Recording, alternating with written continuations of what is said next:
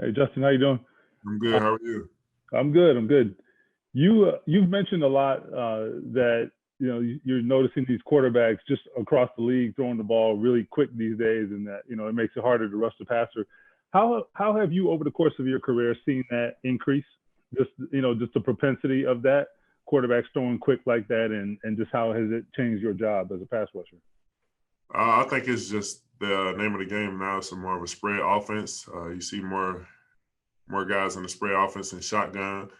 Whether when I first got in the league, it was in the I-back formation with a fullback. Most teams now don't even have a fullback on their team. So I think that's just the name of the game, the way things go. They prefer to do a quick pass and get 3 or 4 yards than actually run the ball and try to get 3 or 4 yards. So every team is built different, though.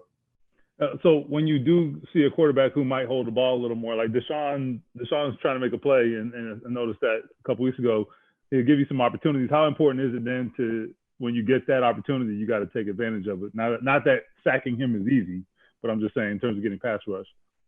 You definitely got to get to him, though, because he's definitely a big-time playmaker, so he can make a big play in a heartbeat. So anytime a quarterback hold the ball, you want to put pressure on him from the D-line to help your linebackers and DBs out. That's your job, is to put pressure on the quarterback. So when you get an opportunity, you got to do that. Joel Erickson. Justin, how important has Khari Willis been to you guys on defense this year? I think he's very important. He grew up fast. He's a vet back there. He's very smart. You can tell he studied film. He also very productive back there as a young guy. So when you got a guy like that, it can actually lead and help call out plays and help get guys lined up. That helps the whole defense. Mike Chappell. Justin, you had played Phillip Rivers a lot during your career in KC, and then he comes here.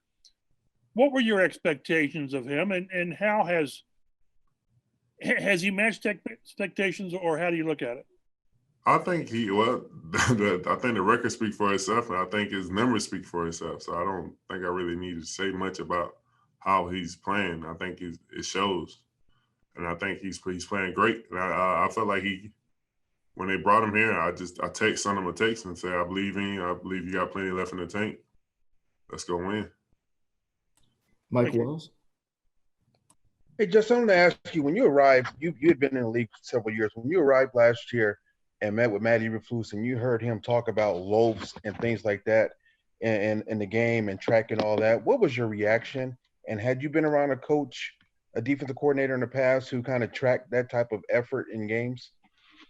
Not to the level of him, I think, but he made it known before I even signed here. That's what he expects from me and from this team. And if you're on this defensive unit, that's what he expects from every guy in the room. And I applaud him for that, because it's no guy bigger than the defense as a unit. So he holds everybody to the same standard, no matter who you is. So I think that's why we play so well, because it's a unit, not an individual guy out there that's making plays. And then when you guys are getting breakdowns and you guys are hearing you had this many loafs and stuff, and you think maybe you had a little more effort, is it kind of a humbling experience when you're like, hey, you know what, that's a loaf there because you didn't go as hard as you probably could have gone? I think, to me, if you got the right mindset, if you want to win, which we do, I think it's a motivational thing. Way you got to look at it. You got to look at, well, I got to do better. You can't sit here and just make an argument or fuss about what he thought about it. Just clear the air and just go hard the next play. We'll go 2 more here. Phil B. Hey, Justin. I saw that you were nominated for the Art Rooney Sportsmanship Award. I'm wondering what that means to you, and perhaps you could share, I don't know, how you've conducted yourself as an athlete who appreciated being a good sport when you played the game. It's a game I love playing. I don't believe in taking advantage of it. I think some guys take advantage of it out there on the field with some dirty plays. I just play within the game, the rules of the game, and actually have fun doing it and making plays. Yeah. I'm sorry, and the award, I mean, to be nominated for it? I think it's big, and it shows what people think about me as a player. And I think that's respect, and I really appreciate how people see me and as a player on and off the field. Thank you. We'll go last one here, Zach Kiefer. Justin, you've talked a lot about how much you have to do now at this stage of your career to make it to Sunday. I'm curious, how many hours in a day are you spending on your body, whether it's therapy or whatever it is? I mean, how much of your day goes to that?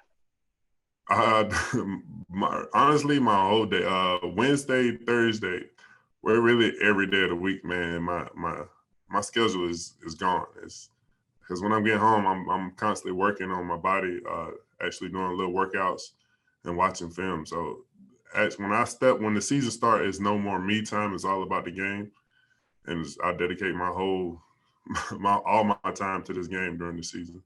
You'll do stuff at home after you get home from the facility while you're watching film? Before I even start watching film, I do a little workout. Then I get in the chamber and watch film.